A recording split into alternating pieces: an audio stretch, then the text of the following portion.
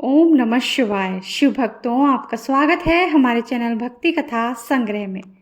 आज हम आपके सामने प्रस्तुत करने जा रहे हैं रवि त्रयोदशी प्रदोष व्रत कथा, जो कि इस बार 29 सितंबर को रखा जाएगा। 29 सितंबर 2024 रविवार के दिन यह व्रत आने के कारण इसे रवि प्रदोष व्रत कहा जाता है। प्रदोष व्रत हर महीने के दोनों पक्षों की त्रयोदशी तिथि को रखा जाता है। एक समय सर्व प्राणियों के हितार्थ परम पावन भागीरथी के तट पर ऋषि समाज द्वारा विशाल गोष्ठी का आयोजन किया गया। इस सभा में व्यास जी के परम शिष्य पुराण वेत्ता सूत जी महाराज हरि कीर्तन करते हुए पधारे।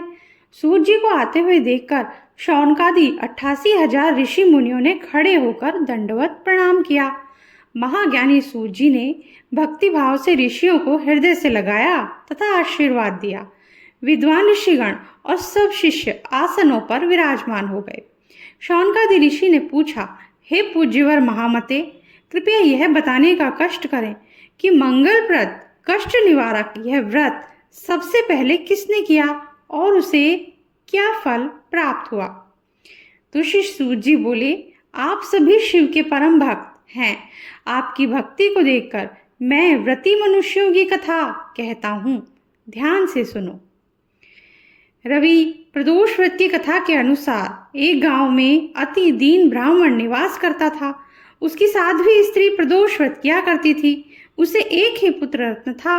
एक समय की बात है, वह पुत्र गंगा स्नान करने के लिए गया। दुर्भाग्यवश मार्ग में चोरों ने उसे घेर लिया और वे कहने लगे कि हम तुम्हें मारेंगे नहीं, तुम अपने पिता के गुप्त धन के बारे में हमें बतला दो।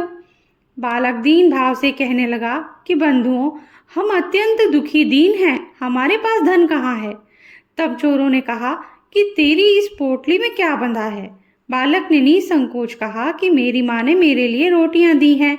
यह सुनकर चोरों ने अपने साथियों से कहा कि साथियों, ये बहुत ही दीन दुखी मनुष्य है, अतः हम किसी और को लूटेंगे। इतना कहकर चोरों ने उस बालक को जाने दिया। बालक वहां से चलते हुए एक नगर में पहुंचा। नगर के पास एक बरगद का पेड़ था। वह बालक उसी बरगद की वृक्ष की छाया में सो गया। उसी समय उस नगर के सिपाही चोरों को खोजते हुए उस बरगद के वृक्ष के पास पहुंचे और बालक को चोर समझकर बंदी बनाकर राजा के पास ले गए। राजा ने उसे कारावास में बंद करने का आदेश दिया। ब्राह्मणी का लड़का जब घर नहीं लौटा तब उससे अपने पुत्र की बड़ी चिंता हुई। अगले दिन प्रदोष व्रत था। ब्राह्मणी ने प्रदोष व्रत किया और भगवान शंकर से मन ही मन अपने पुत्र की कुशलता की प्रार्थना करने लगी। भगवान शंकर ने उस ब्राह्मणी की प्रार्थना स्वीकार कर ली। उसी रात भगवान शंकर ने उस राजा को स्वप्न में आदेश दिया कि वह बालक चोर नहीं है, उसे प्रातःकाल छोड़ दें, अन्यथा उसका सारा राज्य वैभव नष्ट हो जाएगा। प्रातःकाल राजा ने शिवजी की आज्ञा अनुसार उस बालक को कारावास से मुक्त कर दिया। बालक ने अपनी सारी कहानी राजा को सुनाई। सारा वृत्तांत सुनकर राजा ने अपने सिपाहियों को उस बालक के घर भेजा और उसके माता पिता को राज दरबार में बुलाया। उसके माता पिता बहुत ही भयभीत थे। राजा ने उन्हें भयभीत देखकर कहा कि आप भयभीत ना हो, आपका बालक निर्दोष है।